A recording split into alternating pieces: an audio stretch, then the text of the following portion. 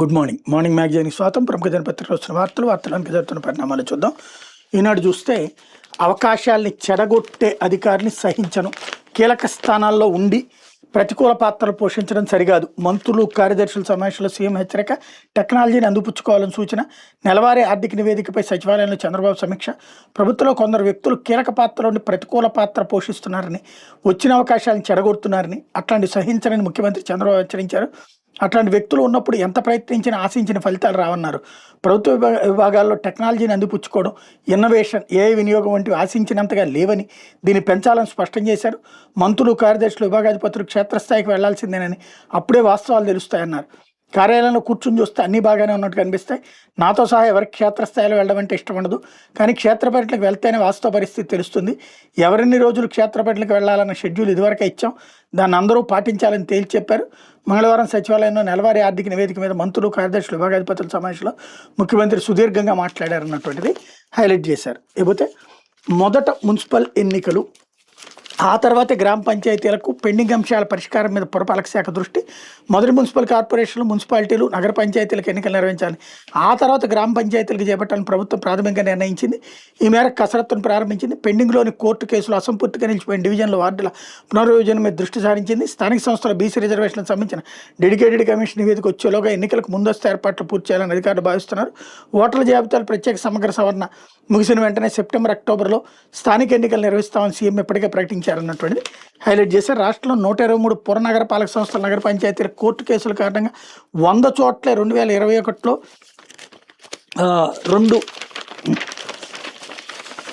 ఇవైతే 2 దశల్లో ఎన్నికలు నిర్వహించారు. 23 పురనగర పాలక సంస్థల సమీపంలో 112 గ్రామ పంచాయతీలను అప్పట్లో విలీనం చేయడం మీద కొందరు హైకోర్టును ఆశ్రయించారు. కోర్టు కేసులు పెండింగ్ కారణంగా 23 పురనగర పాలక సంస్థల ఎన్నికలు జరగలేదు. కేసుల పరిష్కారం మీద అడ్వకేట్ జనరల్, ఇతర న్యాయ నిపుణులతో అధికారులు చర్చిస్తున్నారు.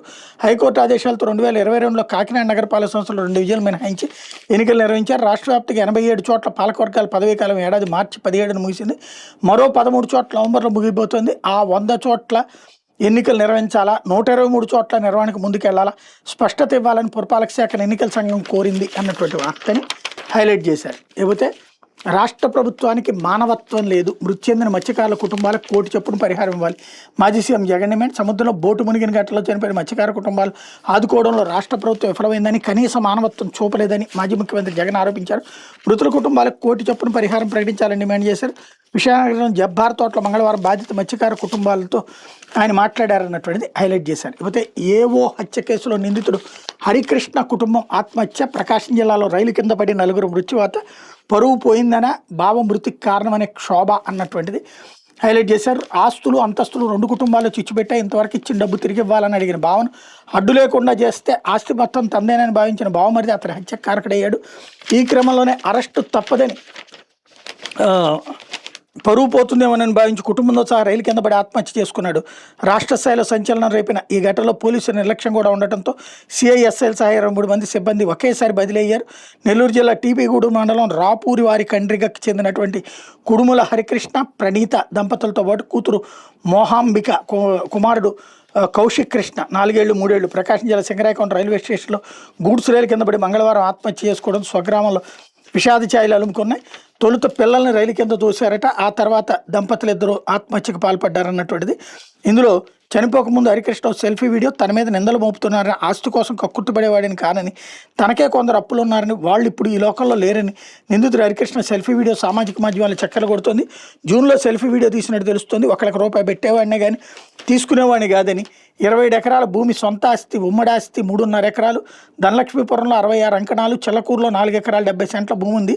ఇందులో ఎకరా మా మామయ్య వాళ్ళది, తోటపల్లి గూడూరులో 6.7 ఎకరాలు నా సొంత ఆస్తి, కోవూరు హైవేలో 5 ఎకరాల 3 సెంట్ల పట్టా నేను సంపాదించిందే.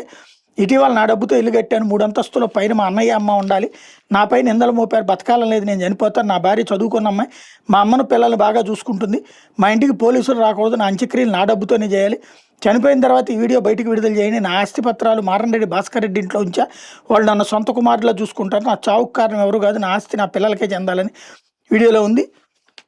ఇది జూన్లో చేశారంటే నెల రోజుల తర్వాత అతను చనిపోయాడని. నెల్లూరు జిల్లా బుచ్చిరెడ్డిపాలెం మండలం అగ్రికల్చర్ శ్రీహరి గతంలో హరికృష్ణ సోదరు లావణ్యతో పెళ్ళైంది. ఏవోకి ఇది రెండో వివాహం. తాను సంపాదించిన ఆస్తిలో కొంత భాగాన్ని హరికృష్ణ పేరిట రాశాడు. భారీ మొత్తంలో నగదిచ్చాడు. అవసరాల రీత్యా డబ్బు తిరిగి అడగడం, ఆస్తి మొత్తం పోతుందనే బాధతో బావనడ్డు తొలగించుకోవాలని హరికృష్ణ పథకం రచించాడు. జూన్ 15 హరికృష్ణ తన బావ శ్రేయర్తో కలిసి కారులో పెంచినకోల దైవ దర్శనానికి వెళ్లారు. తిరిగి వస్తూ మార్గ మధ్యలో మరో ఇద్దరితో కలిసి కుక్కలను చంపే ఇంజెక్షన్ శ్రీహరికి ఇచ్చారు. అనంతరం గుండెపోటుతో చనిపోయినట్టు ప్రచారం చేశారు. శ్రీహరి శరీరం మీద గాయాలు ఉండటం, మృతదేహాన్ని పూడ్చిపెట్టకుండా దహనం చేయడంతో బంధువులకి అనుమానం వచ్చింది. ఎస్పీకి జూలై 6న లావణ్య ఫిర్యాదు చేశారు. నెల్లూరు రూరల్ డీఎస్పీని విచారణాధికారిగా నియమించడంతో వ్యవహారం బయటపడింది. ఈ ఘటనలో బుచ్చిరెడ్డిపాలెం పోలీసులు నిర్లక్ష్యం వెలుగు చూసింది. హత్య కేసును ప్రమాదంగా ఎఫ్ఐఆర్ నమోదు చేసి చేతులు దులుపుకునేందుకు పోలీసులు ప్రయత్నించారు. నిందితుడితో పోలీసులు కుమ్మక్కనేది తేలడంతో సీఐని వీఆర్కి పంపి మిగతా వాళ్ళపై బదిలీ వేటు వేసిన విషయం తెలిసిందే అన్నటువంటి హైలైట్ చేశారు. ఇకపోతే కాపు ఉద్యమ నేత ముద్రగడ కన్నుమూత అంటూ కాకినాడ జిల్లా కిర్లంపూడిలో విషాధ్యాయులు 4 సార్లు ఎమ్మెల్యేగా, ఒకసారి ఎంపీగా గెలిచిన పద్మనాభం ఉమ్మడి రాష్ట్రంలో మంత్రిగా సేవలు. కాపు ఉద్యమ నేత మాజీ మంత్రి వైకాపా నాయకుడు ముద్రగడ పద్మనాభం కన్నుమూశారు. కొంతకాలంగా మూత్రపిండాల సమస్యతో బాధపడుతున్న ఆయన గత నెల 16న హైదరాబాద్ గచ్చిబౌలిలోని యశోద ఆసుపత్రిలో చేరారు. పరిస్థితి విషమంగా ఉండటంతో వైద్యులు సిఆర్ఆర్టీ సాయంతో చికిత్స అందించారు. మరుసటి రోజు కుటుంబ సభ్యులు సమీపంలో ఉన్న సింధు ఆసుపత్రిలో చేర్పించారు. అప్పటి నుండి అక్కడే చికిత్స పొందుతున్నారు. ప్రొస్టేట్తో పాటు కిడ్నీలు, శ్వాసకోశ సమస్యలు ఉండటంతో డయాలసిస్ ఇతర చికిత్సలు అందిస్తున్నారు అన్నటువంటిది హైలైట్ చేశారు. అయితే 24 వరకు సర్గడువు, ఆలోగా ఎన్యూమరేషన్ పత్రాలు సమర్పించవచ్చు అన్నటువంటిది తాజాగా మరొకటి హైలైట్ చేశారు. ఇకపోతే సాక్షి వచ్చేటోడికి మత్స్యకారులను బలిగొన్న ప్రభుత్వ నిర్లక్ష్యమే. బోటు ప్రమాదంపై ప్రభుత్వం తక్షణం స్పందించుంటే 5-6 బతికేవాళ్ళు. కేవలం 10 నాటికల్ మైళ్ళ దూరంలో ప్రమాదం. ఇక్కడే కోస్ట్ గార్డులు, నేవీ, కలెక్టర్, కమిషనర్ అందరున్న ఎవరూ పట్టించుకోలేదు. 20 గంటల పాటు పోరాటం చేసిన ఎవరు పోవడంతోనే దారుణం. చేసిన తప్పును కప్పిపుచ్చుకునే త్రిసభ్య కమిటీ నివేదిక 5వ తేదీ ఉదయం 5 గంటల వరకు ఈ ఘటన గురించి తెలియదని బుకాయింపు. వాస్తవానికి ఘటనపై 4వ తేదీ రాత్రి 10:30కే వాట్సాప్ మెసేజ్లు. ఒక్క మంత్రి కూడా బాధిత కుటుంబాల వైపు కన్నెత్తి చూడలేదు. సంబంధిత మంత్రి అచ్చెన్నాయుడు, విపత్తుల హోంమంత్రి అంతా పట్టించుకోలేదు. బాధిత కుటుంబాలకు ₹1 చొప్పున పరిహారం ఇవ్వాలి. బోటుకు బదులుగా కొత్త బోటు కొనివ్వాల్సిందే. లేదంటే మేము అధికారంలోకి వచ్చి నెల రోజుల్లోనే పరిహారం ఇస్తాం. బాధితులకు న్యాయం జరిగే వరకు వైఎస్ఆర్సీపీ అండగా ఉంటుంది. వైఎస్ఆర్సీపీ హయాంలో 10 ఫిషింగ్ హార్బర్లో 6 ఫిష్ ల్యాండింగ్ సెంటర్లకు శ్రీకారం. చంద్రబాబు ప్రభుత్వం వాటిని స్కాములుగా మార్చేస్తుంది అన్నటువంటిది హైలైట్ చేశారు. అట్లాగే ఒక్కొక్కళ్ళని ఓదారుస్తూ ధైర్యం చెబుతుంటూ బోటు ప్రమాద మత్స్యకార కుటుంబాలకు వైఎస్ జగన్ భరోసా. మృత్యుతో పోరాడి ప్రాణాలు నిలుపుకున్న బాధితుడు కారి చెన్నాకు ఓదార్పు.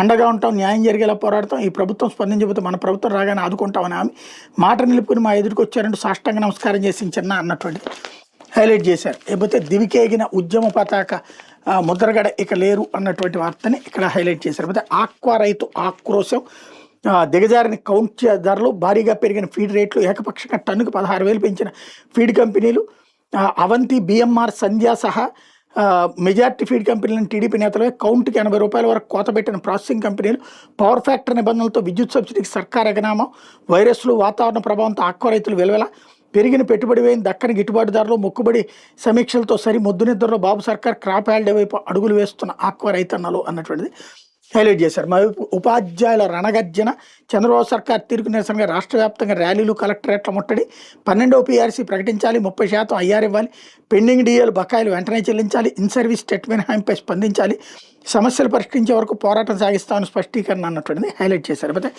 ఆగని దాడులు, ఇరాన్పై మళ్లీ దాడులకు దిగిన అమెరికా, పలు చోట్ల క్షిపణులు, డ్రోన్ల ప్రయోగం, బందర్ అబ్బాస్ సమీపంలో భారీగా పేలుళ్లు, గల్ఫ్లోని అమెరికా మిత్ర దేశాలపై విరుచుకుపడిన ఇరాన్, బహ్రెయిన్, జోర్డాన్లో వైమానిక దాడులు, 2 చమురు ట్యాంకర్లపై ఇరాన్ దాడి, ఒక భారతీయుడు మృతి, మరో 10 మందికి గాయాలు, ఇరాన్ దుశ్చర్యను ఖండించిన భారత విదేశాంగ శాఖ అన్నటువంటిది హైలైట్ చేశారు. అయితే బాబు అప్పుల పద్దు 3,59,157 కోట్లు, తాజాగా మరో 3,800 కోట్ల రుణం, సంపద సృష్టి లేదు, సంక్షేమానికి తుట్లు, సూపర్ సిక్స్లు, హామీలు, గాలికి నిత్యం చేబదుళ్ళు, ఓడిలతోనే పాలన అన్నటువంటిది హైలైట్ చేశారు. అయితే అసెంబ్లీ సెక్రటరీ జనరల్గా ప్రసన్న నియామకం చెల్లదు. హైకోర్టులో న్యాయవాది కనకలింగేశ్వర పిటిషన్.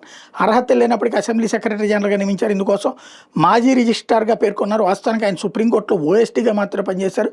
స్పందించిన హైకోర్టు గవర్నర్ కార్యదర్శి ప్రసన్న కుమార్లకి నోటీసులు అన్నటువంటి వార్తని హైలైట్ చేశారు. చట్టం నిర్దేశించిన అర్హతలు లేనప్పటికీ శాసనసభ సెక్రటరీ జనరల్గా సూర్యదేవర ప్రసన్న కుమార్ నియమించారని, ఏ అధికారంతో ఆయన పదవిలో కొనసాగుతున్నారు వివరణ కోరాలంటూ దాఖలైన కోవారెంట్ పిటిషన్ మీద హైకోర్టు స్పందించింది. వ్యవహారం మీద కౌంటర్లు దాఖలు చేయాలంటూ గవర్నర్ కార్యదర్శికి ప్రసన్న కుమార్కు హైకోర్టు నోటీసులు జారీ చేసింది. తదుపరి విచారణ 2 వారాలకు వాయిదా వేసింది. ఈ మేరకు న్యాయమూర్తి జస్టిస్ న్యాపతి విజయ్ మంగళవారం ఉత్తర్వులు జారీ చేశారు. న్యాయవాది వై కనకలింగేశ్వరరావు దాఖలు చేసిన ఈ కోవారెంట్ పిటిషన్ మీద జస్టిస్ విజయ్ మంగళవారం విచారణ జరిపారు. పిటిషన్ తరపు న్యాయవాది బి శశిభూషణరావు వాదనలు వినిపించారు. నిబంధనల ప్రకారం అసెంబ్లీ సెక్రటరీ జనరల్ పదవిని లోక్సభ, రాజ్యసభ లేదా రాష్ట్రాల శాసనసభ సెక్రటేరియట్లతో పనిచేస్తున్న లేదా రిటైర్డ్ అయిన సెక్రటరీ జనరల్తో భర్తీ చేయాలి. అందుకు విరుద్ధంగా ప్రసన్న కుమార్ ఆంధ్రప్రదేశ్ శాసనసభకు సెక్రటరీ జనరల్గా నియమిస్తూ చంద్రబాబు ప్రభుత్వం 2024లో నోటిఫికేషన్ జారీ చేసింది. తగిన అర్హతలు లేకపోయినా ప్రసన్న కుమార్ని సెక్రటరీ జనరల్గా నియమించారు. ప్రభుత్వ ప్రధాన కార్యదర్శి హోదా కట్టబెట్టి నెలవారీ పారితోషికం 3.5 లక్షలు ప్రభుత్వం నిర్ణయించింది. ఈ నోటిఫికేషన్లో ప్రసన్న కుమార్ పూర్వారాతం సుప్రీంకోర్టు మాజీ రిజిస్ట్రార్గా పేర్కొన్నారు. అయితే supreme court registry central public information officer ఇచ్చిన సమాచారం ప్రకారం ప్రసన్న కుమార్ సుప్రీంకోర్టులో ఆఫీసర్ ఆన్ స్పెషల్ డ్యూటీ ఓఎస్డీగానే పనిచేశారు. వాస్తవానికి ఆయన 1993లో న్యూఢిల్లీలోని న్యూస్ సర్వీసెస్ డివిజన్లో న్యూస్ రీడర్ కమ్ ట్రాన్స్లేటర్గా చేరి 2022లో స్వచ్ఛంద పదవి విరమణ తీసుకున్నారు. అయినప్పటికీ ఏపీ అసెంబ్లీ సెక్రటరీ జనరల్గా నియమించడం కోసం సుప్రీంకోర్టు మాజీ రిజిస్ట్రార్గా పేర్కొన్నారు. అర్హతలు లేని వ్యక్తిని సెక్రటరీ జనరల్గా నియమించడం చట్టాన్ని అపహాస్యం చేయడం అవుతుంది. ఎటువంటి పబ్లిక్ నోటిఫికేషన్ ఇవ్వకుండా అర్హులైన అభ్యర్థులను దరఖాస్తులు ఆహ్వానించకుండా పారదర్శక ఎంపిక విధానం లేకుండా ప్రసన్న కుమార్ నియామకం జరిగింది. అందువల్ల ఈ వ్యవహారం జోక్యం చేసుకోవడానికి శశిభూషణ్ హైకోర్టును అభ్యర్థించారన్నటువంటిది హైలైట్ చేశారు. లేకపోతే ఒకరి పాప 4 ప్రాణాలు తీసుకుంది అంటూ ఏదైతే నెల్లూరుకి సంబంధించి హైలైట్ చేశారు. మరోవైపు సర్కారు కిరాతకంలో మరో లాకప్ డెత్. చంద్రబాబు సర్కార్లో వరుస లాకప్ డెత్లు రాష్ట్రాన్ని వణికిస్తున్న ఇటీవల విజయవాడలో కాపు యువకుడు సాయికృష్ణ లాకప్ డెత్ తర్వాత శవాన్ని మాయం చేయడం సర్కార్ కిరాతకానికి పరాకాష్ట. తాజాగా పొట్టి శ్రీరాములు నెల్లూరు జిల్లాలో మరో లాకప్ డెత్ చోటు చేసుకుంది. బంగారు గొలుసు చోరీ కేసులో నెల్లూరు జిల్లా మునబోలు పోలీసులు తీసుకొచ్చిన బొల్లి ఏడుకొండలు మంగళవారం పోలీస్ స్టేషన్లోని అనుమానాస్పద స్థితిలో మరణించాడు. పోలీస్ దెబ్బలకి అతను చనిపోయాడని స్థానికులు అంటుంటే గడ్డి మందు దాగి చనిపోయాడని పోలీసులు అంటున్నారు. ఓ బంగారు గొలుసు దొంగతనం కేసులో చెరుకుముడి గ్రామానికి చెందిన బొల్లి ఏడుకొండలను మునుబోలు పోలీసులు అరెస్ట్ చేసి స్టేషన్లో విచారించారు. ఆ తర్వాత స్టేషన్ బెయిల్పై విడిచిపెట్టారు. ఈ క్రమంలో మంగళవారం ఏడుకొండలు గ్రామంలో ఉన్నాడని ఎవరో పోలీసులు ఫోన్ చేసి సమాచారం ఇచ్చారు. పోలీసులు చెరుకుముడి వెళ్లి ఏడుకొండలను తిరిగి అదుపులో తీసుకుని స్టేషన్కి తీసుకెళ్లి చితకబాదినట్టు సమాచారం. దెబ్బలకు తాళలేక అతను మృతి చెందడంతో గుట్టు చొప్పుడు కాకుండా మృతదేహాన్ని చెరుకుముడి దారిలో పడేసినట్టు స్థానికులు చెబుతున్నారు. ఏడుకొండల మృతదేహాన్ని ఎవరికీ చూపించకుండా పోస్ట్ మార్టం నిమిత్తం గూడూరు ప్రభుత్వ ఆసుపత్రి తరలించడం కూడా పలు అనుమానాలకు తావిస్తుంది. ఏడుకొండల సోదరు మంగళవారం రాత్రి స్టేషన్ చేరుకుని మా తమ్ముని తీసుకొచ్చి ఏం చేశారంటే విలపించడం కంటతడి పెట్టించింది. కాగా ఏడుకొండలు గడ్డి మందు దాగి చనిపోయాడని పోలీసులు చెప్తున్నారు అన్నటువంటి హైలైట్ చేశారు. లేకపోతే ఆంధ్రజ్యోతి వైసీపీ ఫ్లాప్ షో అంటూ రాజకీయాల్లోకి జూనియర్ ఎన్టీఆర్ అంటూ ప్రచారం. రా ఎన్టీఆర్ పేరుతో తిరుపతిలో మీడియా సమావేశం అంటే హడావిడి. తెర వెనక ఉండి నడిపించిన వైసీపీ నేతలు కర్త కర్మ క్రియ వారే, ఖర్చులు వారివే. ఓ దశలో తారక్ కూడా వస్తున్నట్టు ప్రచారం. కూటమిలో చిచ్చు అస్థిరత అసలు లక్ష్యం. టీడీపీ శ్రేణుల్లో గందరగోళం సృష్టి టార్గెట్. వెంటనే రంగంలోకి జూనియర్ ఎన్టీఆర్ కార్యాలయం రా ఎన్టీఆర్తో సంబంధం లేదని ప్రకటన. దీంతో షాక్ అయిన వైసీపీ నేతలు అన్నటువంటిది హైలైట్ చేశారు. వైసీపీ చేసిన మరో ప్రయోగం వికటించేందుకు కూటమి ప్రభుత్వాన్ని అస్థిరపరిచేందుకు నిరంతర ప్రయత్నాలు చేస్తున్న పార్టీ నేతలు తాజాగా జూనియర్ ఎన్టీఆర్ పేరు వాడుకున్నారు. తిరుపతిలో రా ఎన్టీఆర్ పేరుతో మీడియా సమావేశం ఏర్పాటు చేశారు. జూనియర్ రాజకీయ అరంగేట ముహూర్తం ఖరారుకి ఇదే వేదిక కానుందని ఓదరగొట్టారు. అయితే ఈ ప్రయోగం ఆదిలోని బెడిచికొట్టింది.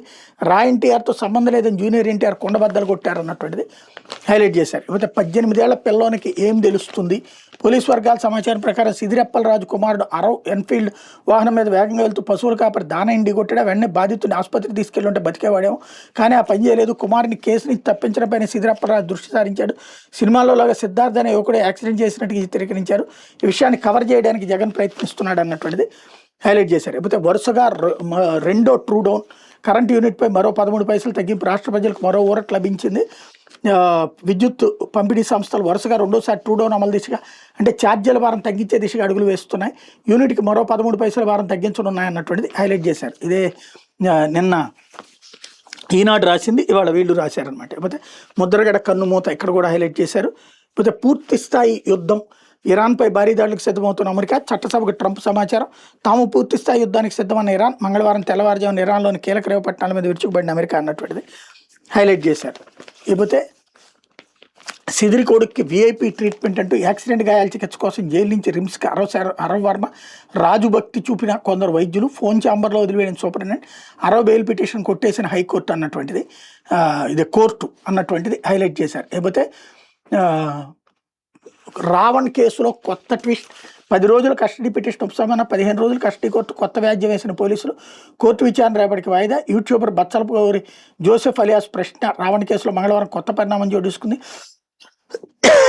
ఆయన విచారించేందుకు 10 రోజులు కస్టడీకి ఇవ్వాలని కోర్టు గన్నవరం కోర్టులో దాఖలు చేసిన పిటిషన్ పోలీసులు ఉపసంహరించుకున్నారు.